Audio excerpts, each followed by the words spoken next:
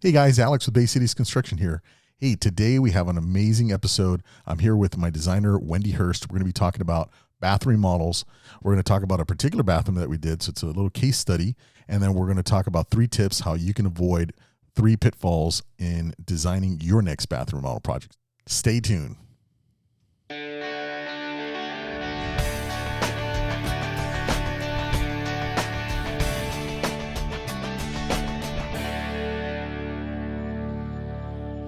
Folks, welcome to the show. Thanks for tuning in. And today we have a really cool project. I've got, for the first time on camera, we have Wendy Hurst, our interior designer. Say hi, Wendy. Hi, everyone. So we're going to be creating more content with Wendy and Casey. I want your audience to understand that we are a team. When I talk about hire Bay Cities Construction, because it's a team of pros, I think it makes sense that you guys get to meet them so that in the event that you do hire us to do one of your projects, you'll know what it's like to, you'll know what it's like to work with them, and you have an idea of what to expect during each of their engagement with you, right? So Wendy will engage with you in developing a design, and then Casey eventually will help you build out the project. So today we have a really cool case study job. It's over in Torrance, and we're going to talk a little bit about that project, how we came up with the design, and then ultimately what it looked like. So we're going to walk you through the whole thing during construction. So we've got a few pre-construction pictures up, and we're basically just going to talk about the project. So, Wendy, this is a kind of a very typical late 80s, early 90s bathroom, right? Based on the layout and stuff, did we change much? How did you guys get to the decisions of what would go where? So these clients, their main things that they wanted was they wanted a steam shower, a large steam shower, and they also wanted a jacuzzi tub that also had chromotherapy. So there's not a lot on the market that have that. Jacuzzi makes one. And they wanted to keep the double vanity. So in order to get this large steam shower, we decided that she did not want to lose any of her walk-in closet space. So that wall you see to the right there is her walk-in closet. She did not want to lose any of that space. So we decided to push into the linen closets that were on the other side of the shower in the hallway. She was willing to give up that storage space. So that was how we enlarged it. Originally, she wanted to hide the toilet. That would have required moving into the bedroom that was adjacent to it that she uses for her storage and her projects. So sorry, Wendy, for point of reference for those of you watching the picture as we're talking, the adjacent bedroom that Wendy was talking about possibly punching into is where this toilet paper holder is, right? So you got the toilet right there, then you've got this wall that is shared with there's basically a bedroom on the other side. So we had to work with those parameters, right? Not make the room more functional without encroaching into those other spaces, right? Yeah, so that was part of our process. Was we went to look at what she would lose if we hid the toilet, and in the end, she wasn't willing to give up her storage space, and so we ended up leaving the toilet in the same place. Also, it's more cost-effective to leave the toilet in the same place. Yeah, and when we show the audience some pictures of, eventually we open up the floor. So people oftentimes, well, they should be made aware, right? It's just that they're not educated. There isn't really enough content out there that addresses the fact that moving the toilet is the most expensive thing to move, right? And there's a reason for that, especially in a 2-story house. The floor joists holding up the second floor, it's not easy to drill into them, right? So we'll walk people through that in a second. So let's kind of unpack these pictures here, right? Because were we able, in your mind, was it feasible to rearrange the location of the tub, the shower, the toilet? When we talked about moving the toilet and moving the tub, when this was built, the rules were a little bit different, and the codes from the city. 100%. So we needed enough room, enough space in between the tub and that corner of the closet. So when we started explaining to this client that she would lose a little bit of closet space because we needed to make that opening wider than it currently is in order to meet code. So we started realizing that it really wasn't cost effective and it really wasn't going to gain them anything. So I think in the end, the end result that we had, we kept everything in the same place. We were able to enlarge the steam shower, which they really liked. She was able to get the jacuzzi tub she wanted, and we were able to update the look. And one of the things we did is we got rid of the giant mirrors behind the giant mirror behind the vanity, and we got rid of the side medicine cabinet, which is a common thing that people have, the medicine cabinet that's to the side of the sink. So I suggested that we do medicine cabinets that we recess into the back wall so that they could each have a medicine cabinet to store things. One of her issues was she wanted a lot more storage. Although it's a very large vanity, she did not want to lose any storage. So we were able to still keep their large vanity, and we added the tall tower in the middle that gave them extra storage space for all of their tall shampoo bottles, hairspray, that type of thing, to put in there. And then they were able to do the medicine cabinets, keeping the side clean and giving it a more updated look. She also wanted a beachy feel. She wanted the colors of the ocean, so that's why we brought in that accent tile that gave her the ocean colors. And she did not want a painted vanity. So I suggested that we do a stain that was a darker gray so that it brought out the colors of the shower, but she really wanted it bright. So that's why we did the white countertops, the white tub deck, and that gave it a little bit of contrast. You need a little bit of contrast so everything doesn't look washed out. So I think it really came out great. She wanted the kind of the beachy looking cabinet doors. So we kept the drawers very clean, but we gave her beachy look cabinets. Okay, so I want to walk back through some of these pictures here so that we can show the audience what's happening and what it took to get this done. So when we demo out, just so everybody knows, when we demo out a bathroom, most of the time we will replace the plumbing fixtures, the feed lines. So in here you see the guys demoing out the vanity section. And the reason that we do that is, especially these older houses, when they had copper done, the copper's degraded, and there's a tendency to have pinhole leaks. So whenever possible, we try and expose the plumbing so that we can replace that, right? The last thing that we want is to replace the vanity, and then we have a leak under there and the vanity gets damaged. So here what you see is the guys demoing out the drywall behind the vanity section. And you can see that over the years, there's been some kind of leak here. This is, I believe, right behind the toilet. There was a little bit of mold and stuff on the drywall. Before we demoed, actually, you could see a little bit of the mold on this edge here. So what ended up happening is you had a little bit of a leak, and then the termites come in and they eat up there. So all that wood had sections of the wood had to be replaced that were damaged.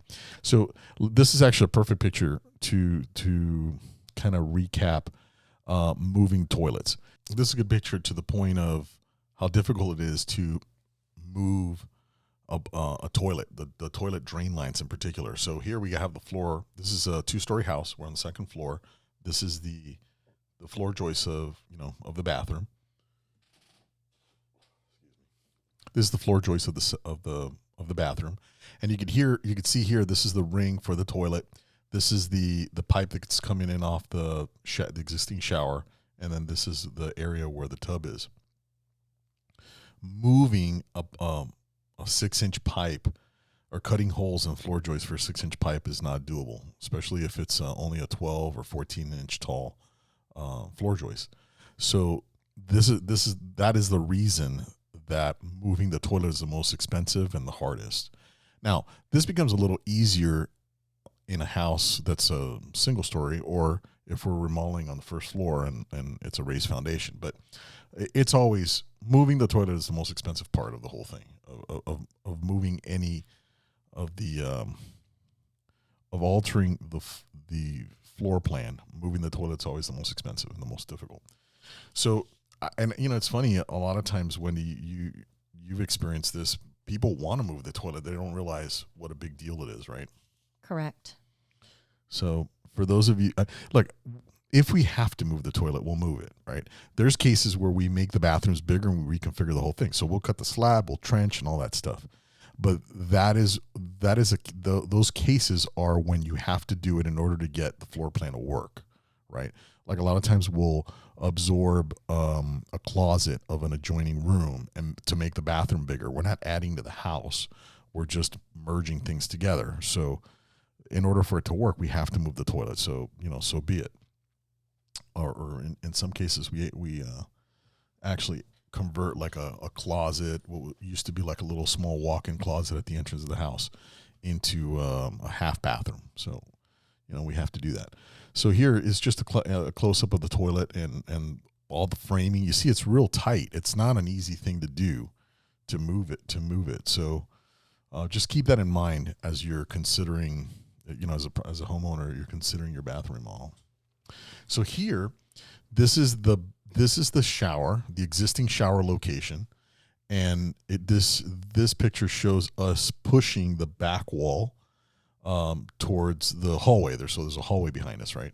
So kind of walk us through what we're looking at here, the location of the plumbing fixtures, shower head, etc. So here, what we did is they wanted a bench seat across the whole way because this is a steam shower. So they wanted somewhere to be able to sit down and enjoy the steam.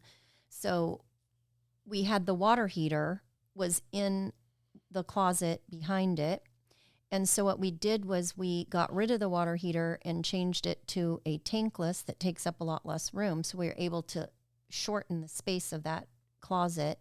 And then she still got to keep a little storage in the one next to it.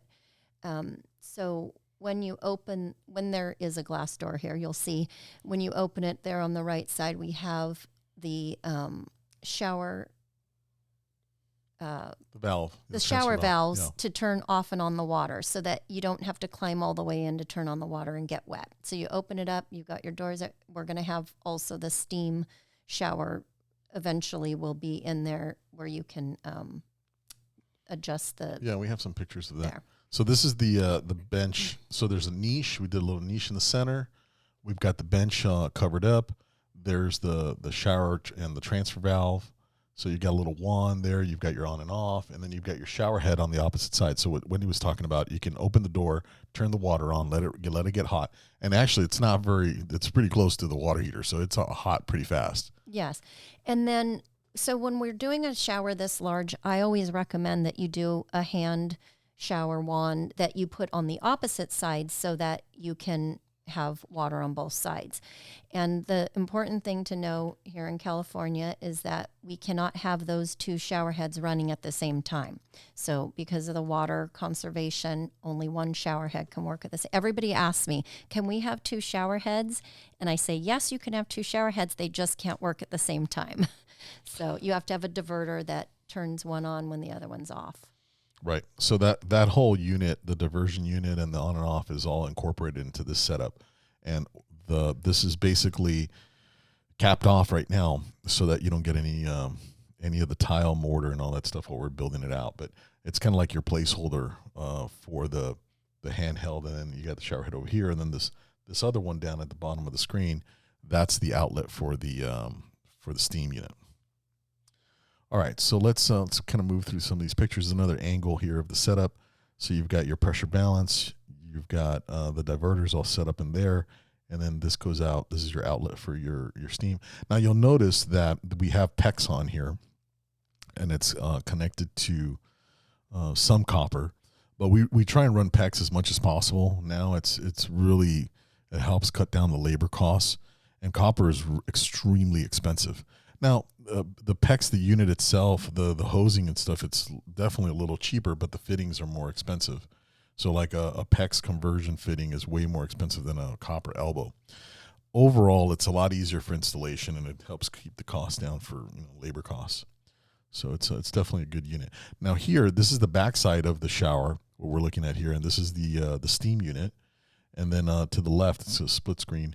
To the left, we have the water heater, which is actually sitting above the unit is below it. So the steam unit is below and the water heater is above it. This is actually kind of pretty cool setup because you're not going to be wasting so much water waiting for the water to get hot. It's going to be you're probably going to go through maybe half a gallon before it gets hot. Or even less than that, maybe like a quarter gallon, because the water heater is so close to the shower itself. This is a mock-up of it's a jacuzzi branded. With the chromotherapy. Right, and this has the LED lights and a bunch of really cool features. So here you're looking at the floor has been floated. We insulated behind the wall, and we did this is still mocked up. It's not installed yet, but basically we did a little, you could see that the footprint of the tub is a lot smaller than the original, right? We had to do that in order to make all the angles work, make all the to Wendy's point earlier, we have to have certain clearances and a smaller footprint. So it's fine. So we ended up using slab instead of tile. So this is the vanity section, all plumbed up and with the drywall installed. And then this is the shower. Most people don't realize that we still do it old school. We do a hot mop. We don't do the new synthetic stuff. And I've been maybe I'm a little bit of a dinosaur when it comes to this, but I'm not 100% on the new vinyl linings. I know that these hot mops, they'll last 15, maybe 20 years, especially if you put them on a rigid diaphragm. If there's no movement, they won't crack. And we know we can get a nice good mortar bed on there and get the walls plumb and square. So that's what you're looking at here. You have the back wall, the mesh is on. Eventually you'll have mesh on everything. Actually, I have mesh on this side too. And you can see those little white dots on the black. That's where the guys put silicone to seal the staples. And on the back of the section, you have the niche, and that whole niche is waterproof. This material, it's a tape called vegetathane. It's kind of an asphalt material. We use it for windows, and it also does a good job as a waterproofing membrane behind the niches. So in the event that your tile were to crack and water would get back there, you could see that the wood is protected by this real tacky vegetathane material here. So, and then down here, the hot mop is obviously on the bench, and then it goes up 12 inches, 16 inches above any of the horizontal surfaces. And here you can see there's a water test. So this is actually full of water. It has to stay full of water for 24 hours. And the building inspector will make sure that it held water. The idea is that it's watertight. You never nail this. You don't nail anything. You don't make it. Everything that sits on top of this is it is free floating. When we put the mesh and stuff for the mortar bed base, it just goes on it. It just sits on top of it. That paper and hot mop is pretty thick. So this is what it looks like with scratch coat, the first coat of mortar. So we don't use backer board. I haven't used backer board in 12 years, something like that.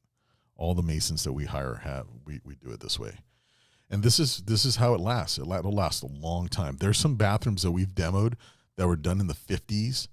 And you have to jackhammer them to death because the tile is so well attached to the whole system, And we demoed one a few weeks or 3 months ago that had only been there a couple years, and it was falling off. Yeah, because it wasn't done right. 100%. Yeah, it took one guy to demo it maybe like an hour and a half. He demoed the whole bathroom because everything popped off so easily. So yeah, we don't do that. And look, guys, folks, this affects the cost, right? This is a lot more labor intensive than doing a setup where you use backer board or Hardy, the fiber cement board. This process adds easily 7 days to the tiling. But as far as longevity, this tile job this is a 30-year tile. You'll replace the tile. The homeowners will replace the tile because they're sick of looking at it before they have to replace it because somehow it deteriorated. You know, when we make the floors very stiff by putting in new plywood with no flex, and we bring in the backing up high, it's solid. There's no flex, so that means that the paper doesn't tear, the waterproofing doesn't tear, and it lasts a long time. So this is kind of we're almost finished. This is before sealing, so we've grouted, we just freshly grouted, and you can see the boxes for the finished trim for the plumbing that's on there. But you could see that we used you actually picked we normally don't do this, but this tile is a porcelain. So tell us about this tile, and you know, we're using a quarter round. We normally don't do that. We end up beveling it, or or sometimes we put a stone on top. But tell us a little bit about that.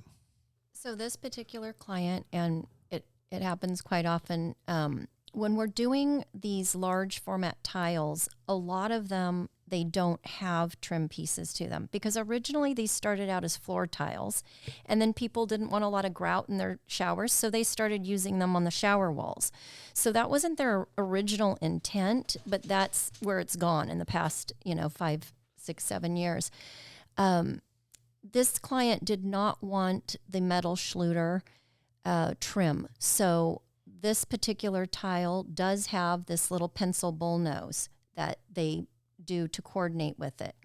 So also what you can't really see because you have all the boxes on top of the bench is that we used a large 24 by 48 tile, 48-inch tile on the top of the seat so that you just had one little grout joint on it.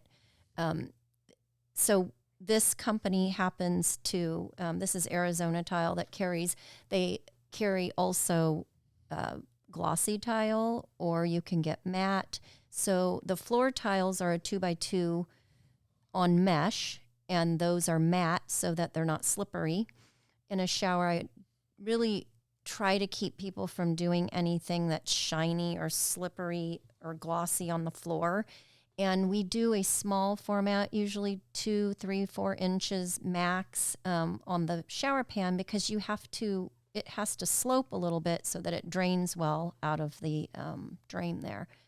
So yeah, that's the other thing you need to know about the 12 by 24 tiles is that you have to offset them 1/3 instead of doing a 50% like you can do on a stone tile, because they do warp a little bit when they're being kiln fired. And so you either have to straight stack them or you have to do a 33% offset so that you don't get that lippage in the corners. I can't tell you how many times I see these large formats. So when we're talking about large format, we're saying 1 foot by 2 foot tiles. So that's considered large format. A kind of a regular format is like a 12 by 12 that historically has been around forever. So this new 1 by 2 foot tiles, they have a bow in them, and I tell you, people install these things all the time, 50% offset, like a brick pattern, and they look horrible once you grout them, right? So on the installation instructions and all these boxes, it says, hey, don't install them 50. That the offset has to be 30, a third, pretty much a third off. And I see this all the time. They screw this up all the time. To your point, going back to your point of the floors, this 2 by 2 smaller format deal, this is a standard on all of our tiles. We will not install large tiles on the floor. It's just not safe, and you could easily trip and fall. So the grout, this dimension size gives you enough grout under your feet that you will, it just won't be that slippery. So. And another point to make about this shower, this is going to be a steam shower. So a lot of clients say they want natural stone because they want that luxurious look. And when you're doing a steam shower, you need to do a less porous stone. So you can't use a natural stone because that steam and that moisture is going to be in there all the time. So that's why we recommend a porcelain or a ceramic tile in the shower. And this picture shows when you're doing the steam shower, we also had to have a custom-made enclosure on it that goes all the way to the ceiling, and we put the tile on the ceiling as well. So generally we take the tile up to the ceiling, but we don't put tile on the ceiling. If you're doing a steam shower, that's a must. And then that has a little louvered piece of glass up at the top that tilts so that you can let some of the steam out. To your point, if you're considering doing, if you kind of want, this may kind of come across a little bit funny, but if you want high flash, low cash, you have to, and you like the marble look, you definitely should consider a porcelain with a marble print on it. And that's exactly what this is. It gives you that very high-end stylish look without having to spend money. If we were to have bought this and done it in marble, we could have easily spent $25,000 in materials. And I think that maybe even a little bit more than that, especially the larger format stones. We would have had to do a slab for the benches. We would have done a slab on the horizontal and on the vertical. And we would have probably used the leftover stone for the curb at the entrance. But you're talking about a big difference in the price for that similar look. Not to mention having to go to a bunch of different yards to find matching stones or stones that are close enough that we can match. So, this is a good way to get a flashy look without, spending a tremendous amount of money. And then we did do a natural quartzite on the counters and on the slab, on the apron and deck of the tub. So that gave her that, she still got to have the natural stone, but we didn't do it in the shower. But the new tiles are so much better. Like, if any of you have ever had, the first ones they came out with where they had like 4 or 6 designs. Now they have like 22 different photographs of the marbles. So when you look at this, you can't see 2 that are identical because there's so many different patterns. So it gives it a very natural look. So Wendy's talking about, so in this picture we have the finished product, right? The tile laid out. And what she's saying is the print from one tile to the other, there's 22 different variations. So when the guys are setting the tile, they can pick, it isn't just a redundant, when these patterns first came out, there was probably 6 different versions of the veining. And here, when you have 22, 20, 15 different versions of the print on the tile, it really gives it that random natural look that's indicative of natural stone, right? And natural stone is 100% random, right? We end up having to buy, that's another factor. When you use marble, you have to buy like 40% more stone than what you need because there's so many stones that are damaged or pitted or have some imperfections that just won't make it, they don't look good if you install them, right? And so anyway, there's a lot to it if you use a natural stone, and using these this type of porcelain will give you that look. So Wendy's, we used an even larger piece of tile for this piece here to minimize the grout, and it came out really nice. It looks really cool. All right, so tell us about this little toilet here. So this is a Tudor brand toilet that has the bidet seat all incorporated. It has very clean lines. You're not going to, have dust and grime getting in it because they did a very clean, slick look. This is an expensive toilet. You can get a bidet seat that's just an add-on to the normal toilet and cost savings, but this is the Cadillac of toilets, I guess. Yeah, what's the MSRP on this toilet? 4,000, something like that. Yeah, it's pretty crazy. Hey, for $4,000, the toilet should wash your booty. It does. Well, there you go. Then it's accurately priced. This is kind of a wide shot of the bathroom, so you can see we got custom cabinets, and then so now tell us. This was a bit of a discussion, the relationship between the horizontal and the vertical. What did we do there?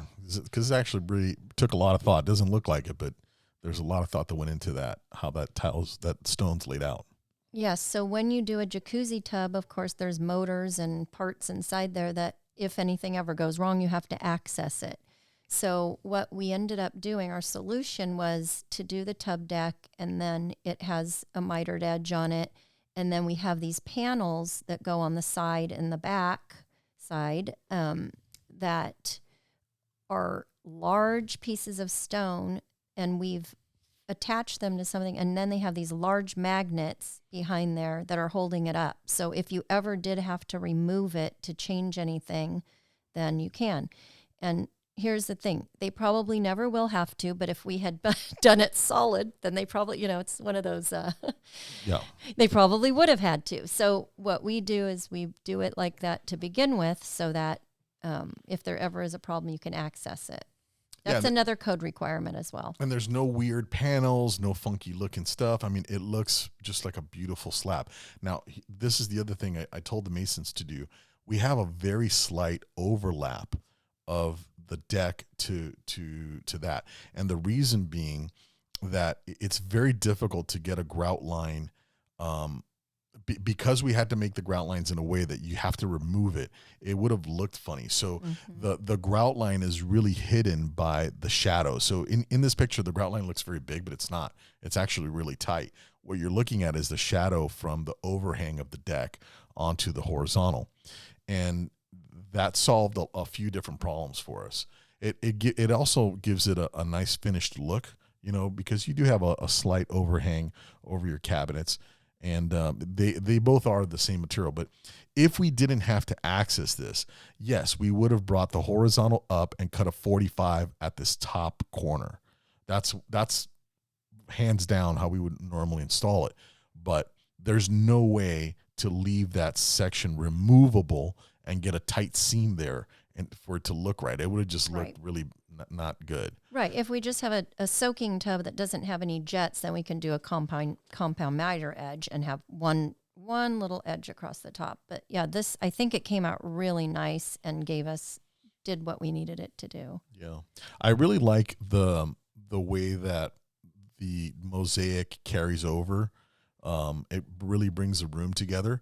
And most people don't know this, but it really adds a lot of durability. When you come up this high, a lot of the stuff that I've seen when they go up 8 inches or something like that.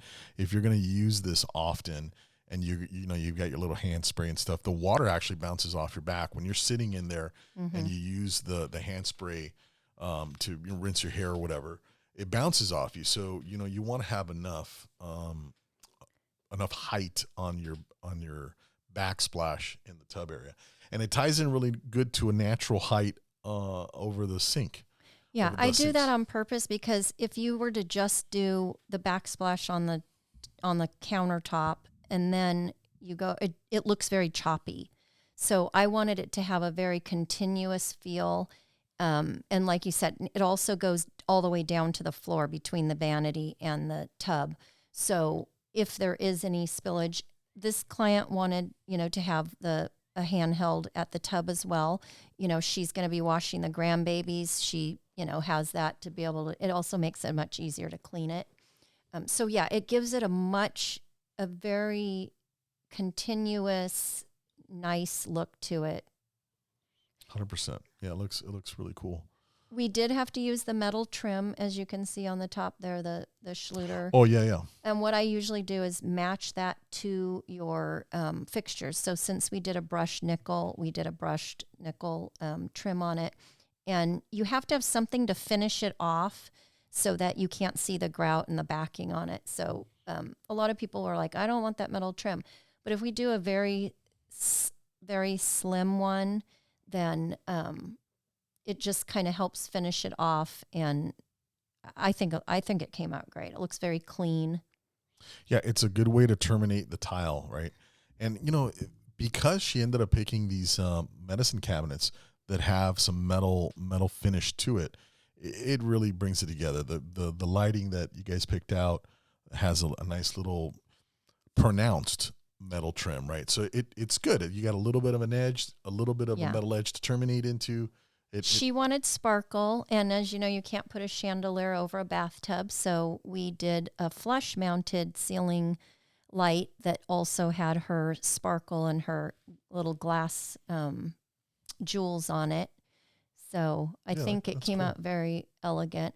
And another comment I should make is that the floor is actually a wood look tile. In the picture, it does look like real wood. That is a wood look tile. Again, we have to install it on a 33% offset, and we use very tight grout joints so that it does look a lot like wood. So it gives you that kind of the warmth. When we're doing the grays, it kind of helps bring in that warmth when you make it look like wood. Yeah, 100%. Now, we were fortunate enough to we replaced the subfloor in the entire place. So for a lot of these houses are built before the 70s, your subfloors are not stiff enough to be able to put tile. There's a couple of ways to deal with that. You either replace the subfloor like we did here and put a mortar bed on top, or you use like a vinyl plank, to get that wood look. So really, it just depends on people's budgets. This is a very big difference in price. So if you wanted a wood look and you go tile, it's a very big difference as a price point versus using a vinyl plank that's maybe $6-7 a foot. This is like $40 a foot to get, eventually the tile wasn't that expensive, but in order to get the floor set up and ready for it. So it's a very big difference in the cost driver, which is to your point earlier about talking about, we'll be talking about budgeting and stuff like that. So let's get through a couple. This is a close up of the stone and of the fixtures for the. These are Kohler fixtures that she chose. Nice setup, kind of a cool little transitional look. It's funny how you can get a fixture like this, and the way that you dress it up with the tile, you can go in a bunch of different directions. Mm-hmm. This is like that tile too. That tile, you can install that tile in a modern, contemporary looking bathroom, but it's how you put things together that you go in a different direction. But here's a close up of the floor, and it's definitely a nice tight grout lines. So this floor, another important thing to talk about the floor in a bathroom is how slick. Now you're going to put a carpet down and everything, but historically I have had a lot of conflicts with outside designers about the flooring selections in the bathrooms, because look, I as the contractor, I'm looking at the macro picture, right? So I have to, obviously it has to look good, but you also can't put a material down that your customer's going to like break their neck, right. And many times people don't think about this. If you have kids visiting, or in their case they have grandkids that come over, they're going to go in there, they're going to take a bubble bath, they're going to splash all over the place. If you come in off of the bedroom and you're barefoot and you step on a piece of tile that's wet, and if it's slick, you could easily fall and hurt and injure yourself. Or sometimes the kids will jump out and they'll have a track of water from the tub over to the other end, and the tub is, the floor is wet. You come in after them and you step on a little bit of puddle of water and you can eat it. So this is actually it has a nice texture to it. Yes, yeah. It has texture. It actually feels and looks a lot like wood, and it does have. You can even see the saw marks in there, the quarter saw marks, and the fissures and everything. Like they did a good job on this tile. Yeah. And honestly, this type of tile has gotten really good in the last 3 years. Last 3 years, it's a big difference. Big difference. And I think that's led to its popularity, and that you see it a lot more in the magazines, on Pinterest and stuff like that. Definitely. It's kind of a close up here. You could see they did all these different little things. So this is like a saw mark, like a chip away mark. They incorporate like scratches and fill marks on knots. The graining and knots. Yeah, it's really amazing how this one has kind of a rustic look to it. And that's one of the other things when people talk about wood and wood look tile, is that I have to find out from people, do you like a rustic look or do you want a very clean look? Because this one has a little bit of a rustic look, and in real life it looks more gray than this. In this color, on this picture, it's looking a little brown. It had a lot more gray, and it helped pull all the colors together that were in the room. we actually took the darkest gray out of this to make the color for the cabinets. I had the finisher pull out the darkest gray that was in the graining and the wood to give us that gray cabinet so we'd have some contrast in the room. I think that's a really good technique. And, the picture doesn't do it justice here. It almost looks like a mocha, but the cabinets are definitely gray. Yes. The lighting, I think, affects. There he goes. So in this picture, you can see it's clearly gray, and it's clearly the darkest gray that's in the flooring. Little things like that make a big difference, in the overall look of the space.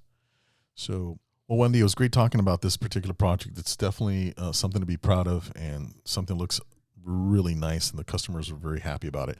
Let's take a quick little break, and when we come back, we're going to talk about some of the pitfalls to avoid, and I also want to go over some of the behind the scenes topics of the dynamics that go into picking things out and approaching cost and design and all those things. And then we're going to cover 3 tips for people to avoid pitfalls when designing their new construction project. Okay, we'll be right back.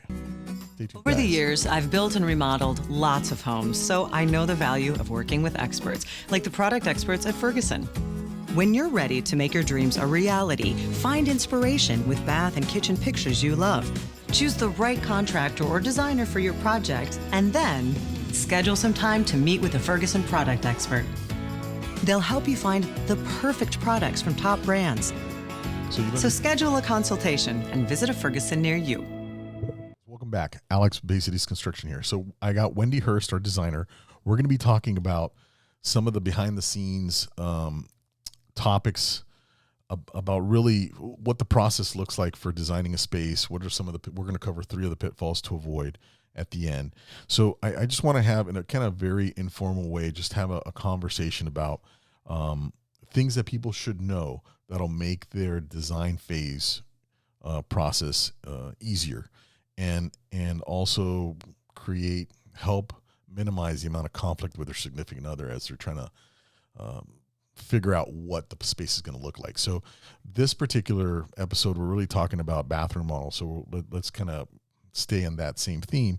So kind of walk me through the process for helping people pick out their items. So in a bathroom model, you got to pick out your tile, you got to pick out your plumbing fixtures, you got to pick out your cabinetry, and eventually some paint colors, stuff like that. So what is the process that you take them through when you're doing that? When I first meet with them, well, actually, before I meet with them, I say to them, if you've created a board on Pinterest or on Houzz, please send those over to me, because it really helps me a lot to get an idea of what they like, what they're looking for, the look they want, the style they want. And so I think that's really important.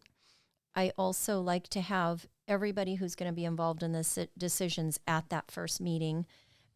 It's not always possible to have everyone at every meeting. So a lot of times the spouse will say, I trust her judgment, or I trust his judgment. And then I just always encourage them to take everything back and show it to them, to get make sure we're on the right track and that we are selecting something that they are both going to enjoy in the end. 100%. I'm honestly, it always kind of terrifies me when one of the 2 partners doesn't want to get involved. And look, I get it. Some people, that's just not that important to them. A lot of times guys, they don't care. They put it in the hand of their spouse, and that's it. And that's cool. But I don't think that it's a good idea for one of the spouses to see the final selection at the end of the design process. It's very scary to me, because a lot of times there'll be hidden objections that they never mentioned before, and then it just blows up the entire all the time spent picking these things out. So I would say I agree with you 100%. I think people, even if you don't want to dive into every little intricacy, you should have a pretty good macro picture of the design direction that it's going, right? Yes. So I 100% agree with that. So how do you deal with people that have no idea what they want, what the look is that they're going after? How do you deal with them? So what I do is I'll send them. I have lots of boards that I've pinned pictures of different styles, different bathrooms, and I send those over to them. I'll show them previous projects that I've done, because sometimes, just recently my sister was like, I need to redo my bathroom, my guest bathroom. So I just sent her a few pictures of other projects that I've done, and she's like, that's exactly what I want. I'm like, that's easy. I know what tile to order. So I think people need to look at pictures. They need to look either that, or they need to go to open houses or model homes and look at projects that are done so that they know what they want, because we need a starting point. So 100%. Yeah, 100%. I think that's the biggest part. And I tell people, if you look at 100 pictures, and if you show me your board and all the ones you're pinning have white cabinets, then we're going with white cabinets, because that's what your eye is drawn to, and that seems to be what you like. So you start to see a pattern of what you like when you start pinning the pictures, and people will have a lot of the same things in there. So 100%. I think that's a good So starting point. just for the audience, for some of you, what she's referring to, pinning the pictures, you have Pinterest, you've got some of the other apps out there that have pictures. So when you have these boards, you're basically, depending on the look that you're going for, you have the different boards with the different options. So I think that it's in the beginning, when people are trying to identify what it is that they want, right? They need to see a lot of images so that they can start formulating a look, right? Like, they don't need to pick out the vanity per se, or the tile from the pictures, but they have to start shaping in their mind's eye what the macro look is going to be for the space, right? So like you're saying, when people send you pictures and they're all white cabinets, you know the direction, and 99% of the time, the end cabinet that's in there is a white cabinet. Of course. Because Yes. that's where they're going. And vice versa too, when people want like a strong color in a cabinet, like a blue or like a dark gray, and they show you pictures that have that, what do you think the percentage of the time that cabinet ends up being that color? Yeah, I think that's true. And I also have to ask people, is this a place that you're going to be in this house a long time, or do we need to look at resale value? There's certain things that are popular and that people aren't. So they're really trendy now. Yes, there's a lot of you don't want to go too trendy, but you also want to go with something that the majority of the people like. So you don't want to pick something that's so specialized or a certain color, because if you go more neutral, then you can always dress it up with your accessories, your towels, those types of things. You're a lot safer. So if you don't plan to live in that house a long time, you need to kind of think about resale value when you're building it. It has to be something that you like, but it also has to be universally liked. 100%. I think that, I mean, that's why we asked them, is this like your forever home? Are you Right. approaching this from your forever home point of view, or is this something that you're going to be here for 5 or 6 years and you're going to rent it or sell it, right? Exactly. So I think that's a common mistake that people start going real specialized in a place that they may sell later, or honestly they start to pick things that are more expensive, but you're not going to get the bang for your buck in the sense that sometimes things that are very specialized are very expensive. Like if somebody were to pick a very heavily figured marble, that marble won't sell that house later necessarily. They may like it while they're in it, but it may not be. In fact, some people will ask us to remove it. I've removed stuff that was very specialized. Like somebody bought the house, they lived there for 2 years.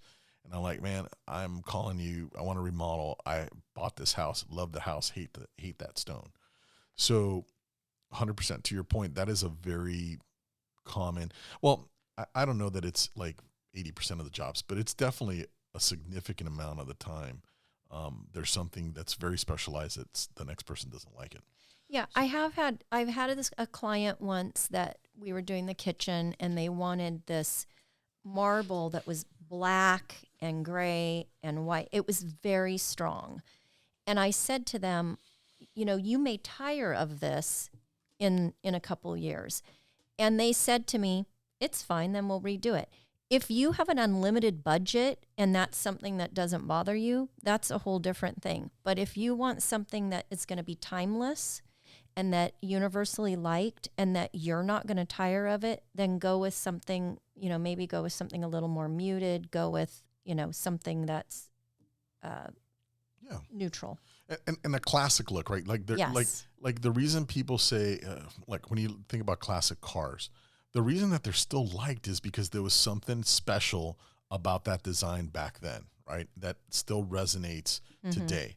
And you could do the same with the items that you select. There's certain stuff that is timeless that was very popular in the 20s and is still really popular, like white shaker cabinets, you know, Yes. as an example. So going back to some of the areas where people can try and find this look, we're talking Pinterest, we're talking Houzz. What else? What are some of the other sites? There's also old-fashioned magazines. Sometimes people don't like to do things on the computer, and they like to look at magazines. So I tell people, you know, if you're thinking about remodeling in the future, start looking at, tear things out, make yourself a folder. You can also go to different magazines, online sources. You can also go to tile websites. For instance, Arizona Tile has a great website that they have a visualizer on there. So you can pull up a bathroom and you can just pick some of the tiles they have, and then you can see what they look like installed. It's a great tool. They have a great tool. Not very many companies have that offer, but Yeah, no, that's awesome. And then people can take obviously screenshots, right? Once they use the visualizer stuff, they can take screenshots. Okay, so that's a great tip. What are some of the biggest challenges people experience during the design phase? If you think of, like, I don't know, the top 2 or 3 things that people like really struggle through when they're trying to come up with the design, when you're helping them, because I bet you the people watching this may have experienced that as previously in a previous project, and I think it's just good to talk about the kind of like the negative aspects of designing.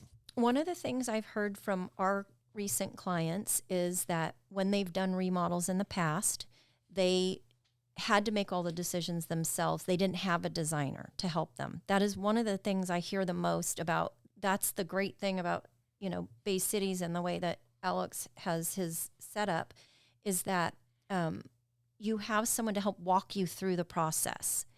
And it's somebody who knows, you know, what's out there, what's available. So usually I take you shopping to pick out all your plumbing fixtures. I'm there walking you through the process so it doesn't have to be overwhelming.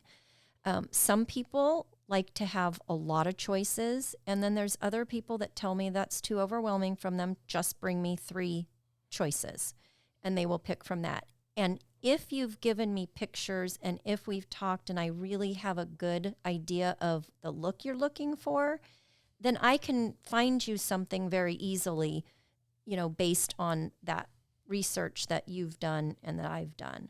So I think those are a couple of things. Too many choices. They need it narrowed down. Also not having someone to guide them. A lot of times it's where the partners don't agree on what they want. So that was actually my next question. That's a good segue to that. What do you do when the couple can't agree? They can't come to terms on what the look is going to be. I usually have to play the devil's advocate, and you know what? I try to listen to what both of them want, and then if we can take the things that are most important to each person and address those items and help them so that they both feel like they're getting a part of what they want. Yeah, their input is being integrated into the decision making, right? I think so. This is kind of my marriage counseling tip, right? Like you have to kind of pick your battles. Yes. Because in any decision where you have 2 strong-minded people, right? There's things there's things that you argue about because you really care about your point of view, and then there's things that you just argue out of habit. So you gotta pick. You gotta pick which one you're gonna give on. Sometimes look, for some people, one is gonna not so much care about the design, but the overall budget being spent, right? Yes. One of the spouses picked something that was really expensive, and that brought them over the budget that they had in mind. So to them, they don't care if it's they don't care if the faucet is one color or the other. It's just that the one that they picked bumps them over more than what they wanted to spend on that. So at some point, the couples has to give on one thing and in exchange for getting their way on another, right? That is a lot easier said than done. The practicality, the actual mechanics of getting to these points where you actually make a decision could be a little bit tricky, but you have to be able to yield a little bit in order to you have to be able to compromise. Yeah, and I think for me, what I do is I try to find out what are the things you really don't like, or you really don't want, or a color you don't like. So if I can take those things that they really, what are your objections, and then make sure that we eliminate those items, we are much closer to coming to a decision that they're both happy with. Yes. And look, on our end, I just want the folks watching this, look, we're very patient, right? The last thing that we want is for you to feel like we rushed you into making a decision. It's all assembled and both of you hate it, because Exactly. it is not a representation of what you envisioned for the space, and you didn't engage enough in the process to be able to have the individual visions integrated into the design, right? So that's never happened, and I've done this for a long time. It's never happened to me, but I have seen it where I have had it described to me on projects that an interior designer picked everything out.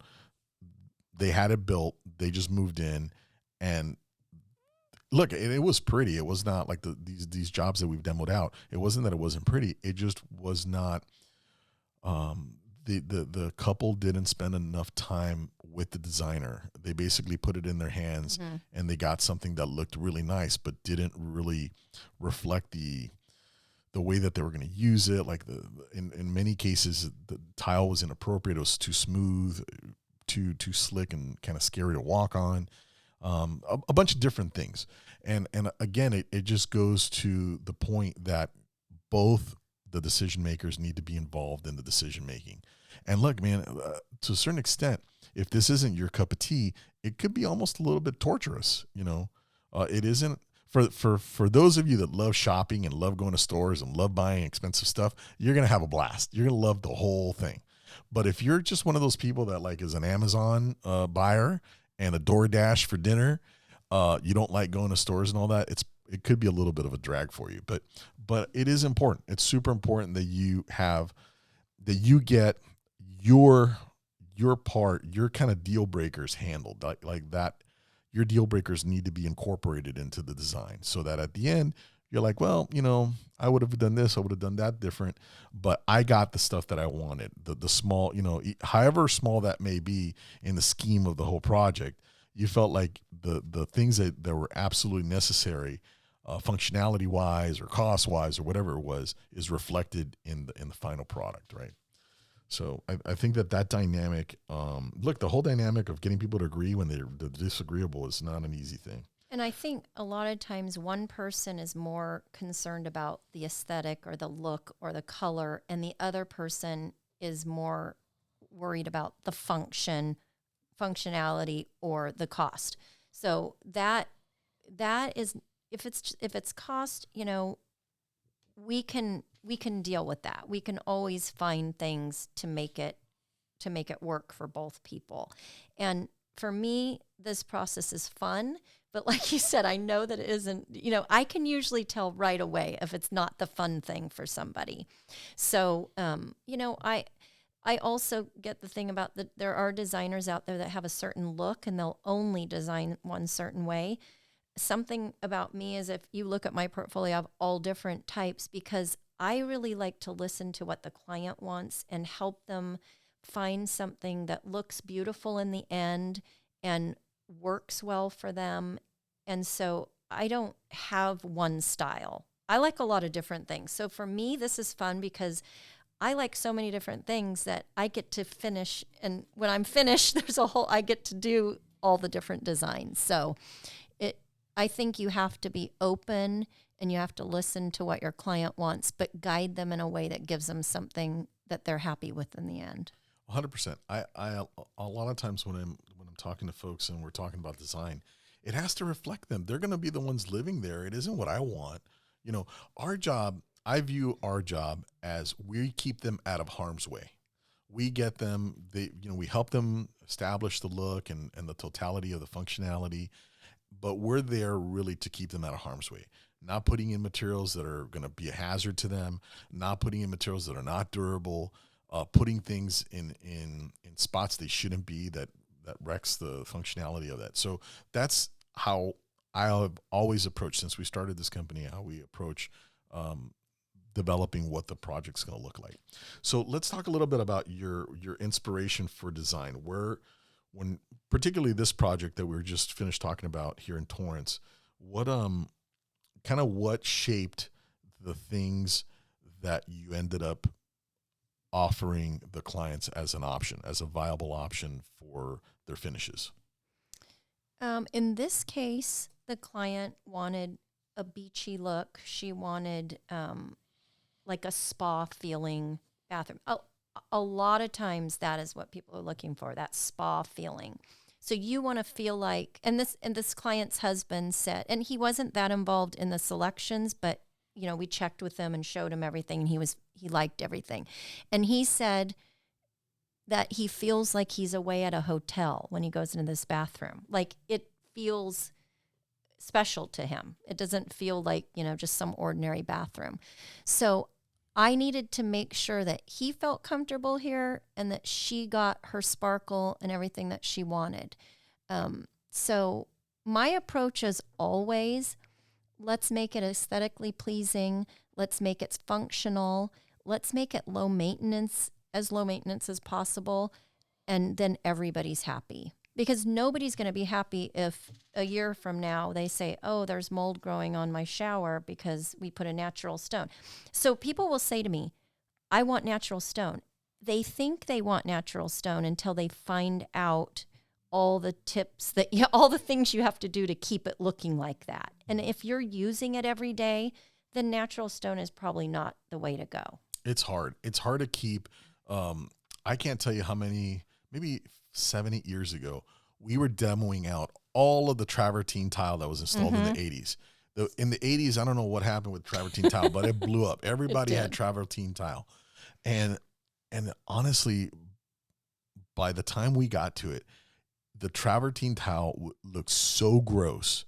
It just looked bad. It started getting pitted. It's so porous, and the mold grows in it, and it's not good. Especially in a steam unit where steam shower where you have it's so enclosed. All right, so let's talk about the number one point of contention, money. So let's talk about the difference between a person's budget and the construction costs. Are they the same thing or are they different things? I would say it's our biggest challenge to line up their budget with the actual construction cost, right? And the reason we're talking about this in the design phase is because what they pick has a direct impact on their construction. So earlier on, we were talking about this dynamic of matching your budget. So we used a car analogy, right? You go to a car dealership that sells Ferraris, they sell Mercedes, they sell Toyota Corollas, and they sell Lexuses, right? So the number one reason when I ask people all the time, hey, what's your budget? And people are, quite frankly, are very coy about this. Now, some people will tell me right away, but most people are very coy because I feel, and by the way, post your comments and stuff below if you disagree or agree with me about this particular question. I haven't directly asked people why they're so coy about this, but they are. And I think that people fear that if they tell me that they have a budget for a Bentley, that I'm going to sell them a Toyota Corolla, or I'll sell them a Lexus at a Bentley price. Do you agree with me or disagree? What are your thoughts about that? Why are people so coy? Are customers so coy when we ask them about their budget? I think some people, that's the reason. And then I think other people think if I give them my, the highest price I can go, they're going to spend that much, whether or not we give them, good quality or lower quality than they thought. I think they think we're going to sell them. And honestly, I've never thought of myself as a salesperson. Like, to me, the most important thing is getting you what you want and getting it in a price that you can afford so that we can actually do the project.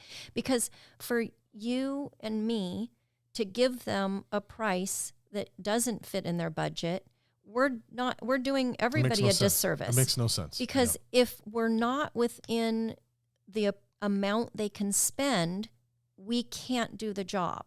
So, that I think is very important. And yes, for some reason, I've never really been able to figure it out either, why they don't really want to share that number. But we can't really help you, give you a realistic price if we don't know where you stand, because I can show you a $20 a square foot tile, and I can show you a $200 square foot tile, but I don't want to show you the $200 one if you don't have the budget for it. So I don't want you to look at it, because really I don't show people $200 tile unless they come to me and say, this is what I want, and I can usually look right at it and go, yeah, that's not in your budget. Right. So I'll immediately steer you away from that, because I know that that's not, you're not going to get it in the end, and you're going to be disappointed when you can't afford it. So it's better for me to know right at the beginning, so that I can steer you towards products that are going to work within your budget, but also give you the look you're looking for. Yeah, absolutely. It's true. When we ask, I think it's important for people watching to understand the context that we're coming from when we ask what the budget is. It is 100% true that I'm asking you what your budget is for the project, so that I can assess if you have enough to do what you're describing to me that you want to get done. Have I remodeled the bathroom for $5,000? Yes. I did not remove the tile. I did not remove the floors. I did not go down to studs, right? We painted, we used a lot of prefabricated stuff. And did it look clean? Did it look nice? Did it get done in 2 or 3 weeks? Yeah. But it is very different than a bathroom that's a gut, and that you're using $25,000 or $80,000 or $25,000 or $30,000 worth of plumbing fixtures. Exactly. Some people have used a $12,000 bathtub. How am I going to remodel a bathroom for $10,000 or $15,000 if people pick out a $12,000 bathtub? It's just not going to happen, right? So.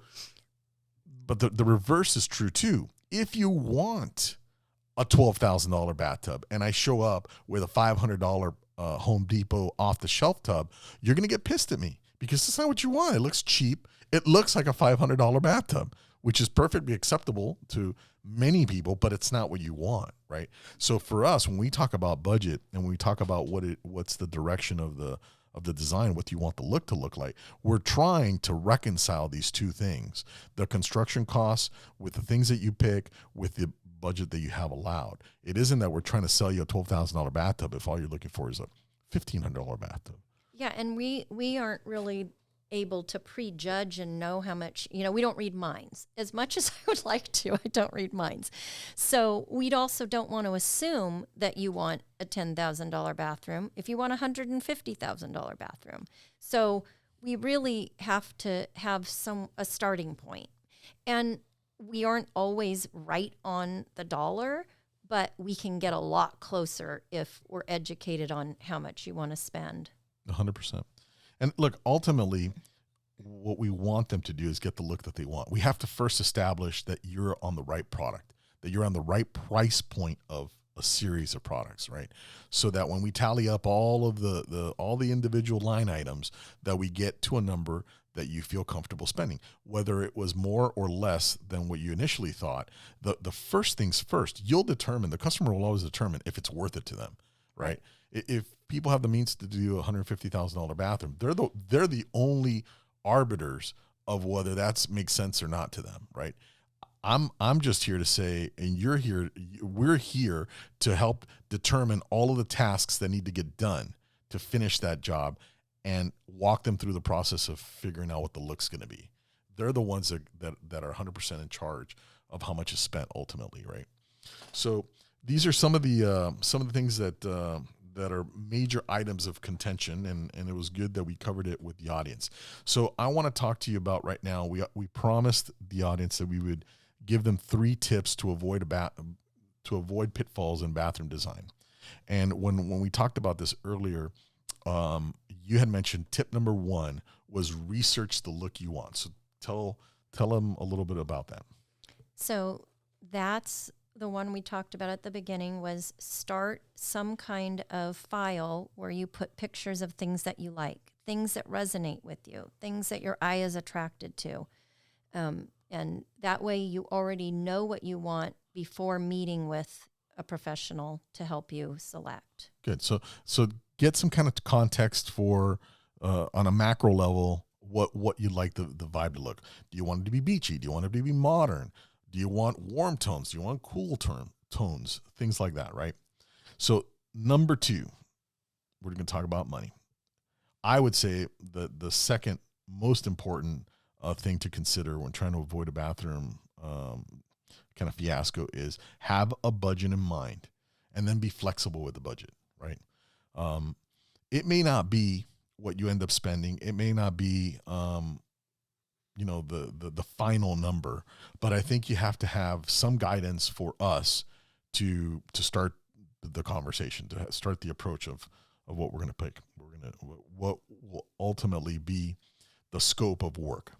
I think we talk about this a lot, where people, if you haven't done a remodel before, or you did your remodel, 15 to 20 years ago, you just don't even have any idea how much it's going to cost. So if you come in with a budget, when you talk to Alex, he can tell you he can tell you if you're on the right track. If you say, I have this much money to spend and this is what I want to do, he can tell you you're on the right track, or we can't do it for that amount. You either need to raise the amount of money you can spend, or you need to lower the amount of work we're going to do. 100%. Look, this is how it works. You do more, it costs more. You do less, it costs less. In a very simple terms, right? So the scope of the work, if the things that you're describing are ultimately trigger a bunch of construction work that's way more than your budget, then you have to scale down the totality of what you do. In any project, there'll be a series of cost drivers that are necessary, and you have to do them. Like if you were to open up a bathroom and all the sewer lines are gone, they're all leaking, you got to replace them at whatever that cost ends up being. It isn't like you can just patch over them and keep going, right? But moving the toilet from one end of the bathroom to the other is something that's voluntary, right? Yeah, that you can control. Yeah. Because a lot of times you open up the walls and you either have water damage or you have mold, or those things have to be done before we can move forward. We're not going to close up the wall with that in there. Correct. So you also have to have a little buffer. So because sometimes there's hidden costs that you aren't expecting, and we can't see that until we tear open the walls. That's right. And then the third one is make sure all the decision makers are there, and all the decision makers that are involved are there to participate in choosing the finished products. Yeah, so 100%. All your selections. 100%. I think that over the years, look, we have jobs, right, that they go through design phase, and for one reason or another, we don't go to construction, right? I mean, we wish that we could go to construction on all the jobs, but for one reason or another, that doesn't happen. And I think historically, if we look back at a lot of the jobs that didn't go forward with construction, it was mostly that one of the two of the couple didn't agree with the cost, or didn't agree with the look, or didn't agree with the look and the cost, which is definitely a deal killer. And 9 times out of 10, the person objecting to the cost or the design was not very involved in the process, right? And they told us they didn't really care to be involved in the process. So that's why we're telling you, even if you think you don't want to be involved, you should still get involved, because honestly, you do. It's the place you live, and so you really do want to have some say in what it looks like. And you don't want the first time that you find out about stuff to be at the tail end of it, right? If you bring up your objections during the course of the design phase, no problem. They can be dealt with and taken into account during that phase. But to wait until the design's all done, everything's sketched out, all of the design boards are picked out, and say, I don't like any of it. Like, that's not really fair to your spouse. And it's just a colossal waste of time for everybody's time. So we want to try and avoid that. So I think these are 3 really good tips to help keep people out of trouble. These are 3 really good tips to help prevent the pitfalls of design. So Wendy, thanks very much for being here with me. We're going to do more podcasts like this. We're doing more episodes together. We talk about the design, and we have a lot of really cool projects that we did in 2021 that we're going to reflect on and talk and educate people on why we went in the direction that we did for the particular project. So thanks very much for participating and for being here today. My pleasure. All right, guys. For those of you who want more information on designing a bathroom or a kitchen or any other home improvement project, please go to baycitiesconstruction.com. We have, if you go to the blog page, under resources, there's hundreds of blog articles about different projects. And then we're going to be posting a few blog articles about a cost guide for kitchen remodeling and bathroom remodeling for 2022. So please, if you haven't done so, subscribe on our YouTube channel and like us on Facebook. And by all means, please comment on our videos. It definitely helps with the algorithm, and it makes it a lot more fun to have you involved in the conversation. My name is Alex with Bay Cities Construction. Minding you don't need a contractor. You need a team of pros. The kitchen you want today from Bay Cities Construction in the Southern California and Los Angeles area. There is no better company who takes time out of the equation to get you a detailed plan of what your new kitchen will look like. Get your design plans done, your interior design plans done, and entire project scope done right now. Get your finished kitchen in 90 days or less. We are the best in the Los Angeles and Southern California area, and there's no need to shop anywhere else. Just get started with Bay Cities Construction. Go to baycitiesconstruction.com. That's baycitiesconstruction.com. All right, guys, welcome back. Happy New Year. Merry Christmas. Merry Christmas. Bye. See ya.